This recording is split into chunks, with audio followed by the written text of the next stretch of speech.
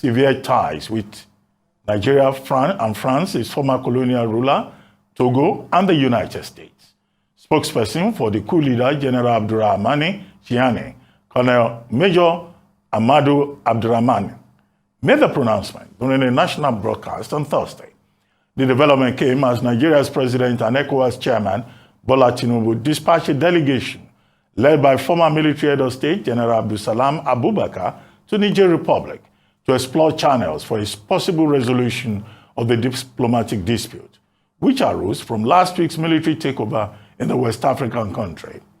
In the meantime, the clock continues to tick towards the end of a 7-day deadline given to Niger's coup leaders by ECOWAS to reverse the coup and reinstate the government of President Mohamed Bazoum. Meanwhile, the Nigerian Senate on Saturday rejected a request by President Bola Tinubu for an approval to embark on an immediate deployment of troops in Niger Republic. The upper chamber of the National Assembly advised President Tinubu, who is chairman of ECOWAS, to further explore political and diplomatic options available to them over the use of any military action to resolve the crisis in Niger Republic.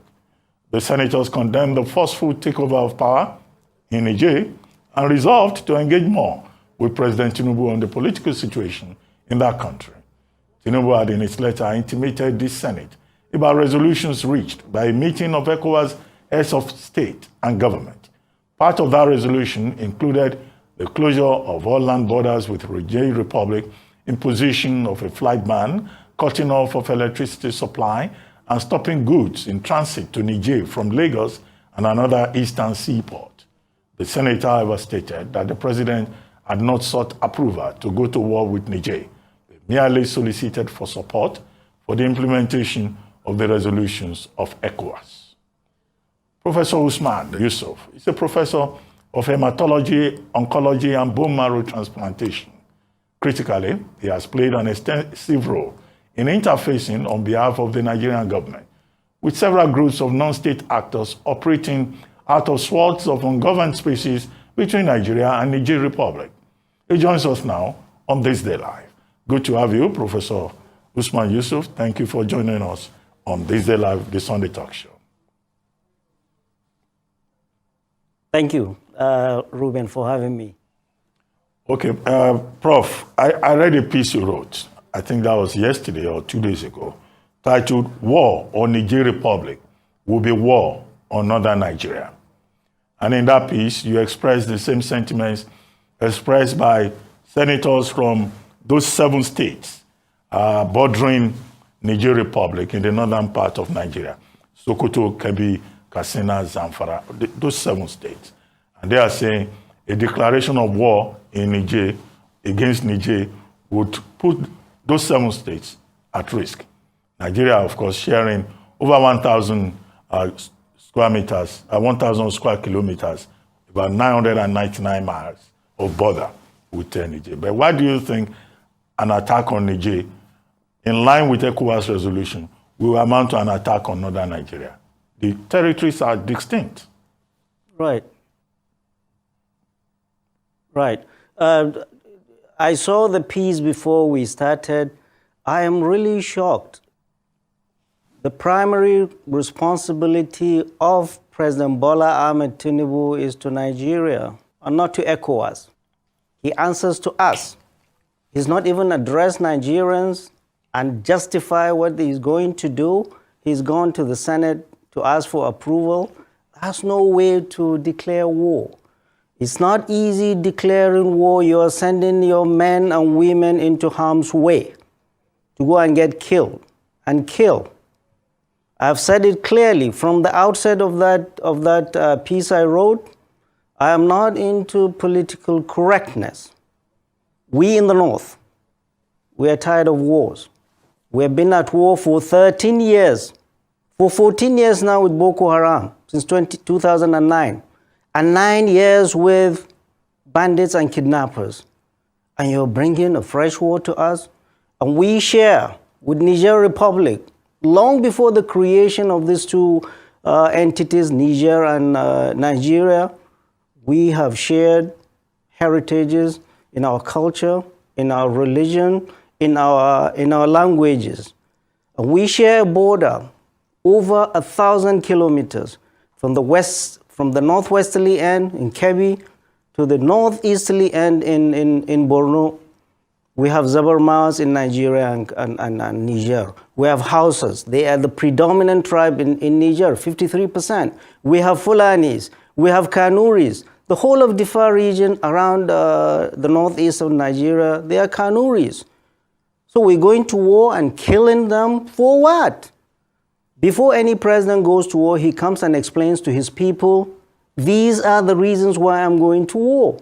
What are the strategic importance, economic, security, or political strategic importance of going to war?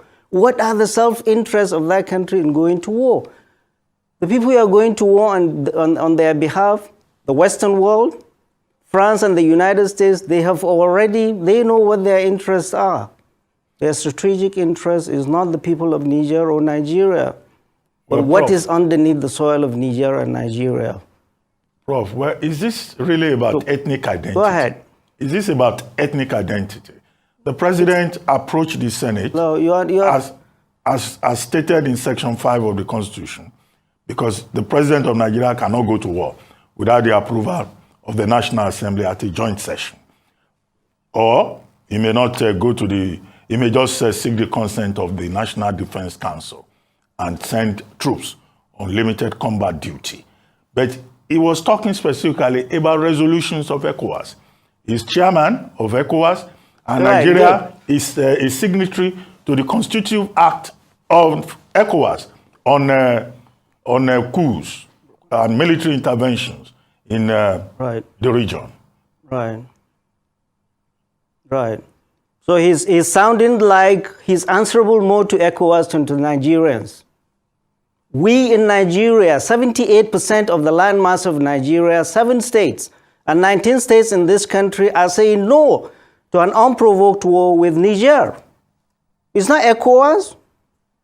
His primary responsibility is to Nigerians, not to ECOWAS. He's not convinced us why he should send boots to the ground in Niger Republic. And for goodness sake, where are you going to get the troops from? The Nigerian military is stretched all across, deployed all across the 36 states of this country. Where is he going to get the troops from? Is he going to pull troops from the northwest, or the northeast, or the southeast? The only place there is some leeway is the southwest. And that will be a small number of troops. And he should be very, very careful. That is what I wrote there. He's going to do the bidding of the Western world. The fight in Niger is not our fight. It is going to be a proxy war between Russia and NATO. And this is what concerns me the most. We have been surrounded by countries now where you're having this proxy war between these two countries. And we're going to do their bidding. President Bola Ahmed Tinubu has not even settled down. He doesn't even have his team, and he's declaring war without consulting the people, without the consent of the people. Okay. No, we say no to war, and we're not going to support any war. Okay, I get your point. You had a number of recommendations, one of which is that diplomacy should be the best option. Where that diplomacy, as ECOWAS chair, President Tinubu had liaised with President Patrice Talon of Republic of Benin. He was the first person to go there. President Idris Deby of Chad was also sent there. The chief of air staff of Nigeria and former governor of Katsina State, Aminu Masari, and one other were also sent there. They didn't make progress. Only this week, General Abdulsalami Abubakar and the Sultan were also sent, as a delegation, as part of a delegation, to talk to the coup leaders. In fact, they were not even granted the audience. So that diplomatic option has been pursued. It has failed. Are you suggesting that if the other ECOWAS chiefs, ECOWAS presidents, now that their army chiefs have met, if they decide to go ahead, Nigeria should just pull out? How would that make us look? No, I'm saying if they decide to go, that will be wrong decision. And if President Bola Ahmed Tinubu takes the decision as the chairman of ECOWAS to go to war, he's doing that on his own. No, but I'm saying that it's We not are a not doing unilateral, it for it's not a him. unilateral No. decision. No. It's a group decision. No. Nigeria, no. Nigeria is Nigeria. And he is governing 200 million people. We have to give him approval to do that, even if he's the chairman of ECOWAS. The president of the Federal Republic of Nigeria is more relevant to us than being the chairman of ECOWAS. We that know are telling him things that his advisors will not tell him, that going to war, sending troops into Niger Republic will be a disaster, unprovoked. We have had our own share of military takeovers in Nigeria. Nobody sent troops to us. What of Mali? What of Guinea? What of Burkina Faso? What of that Chad? That was the place where the French president was there babysitting the current president. Nobody sent troops there.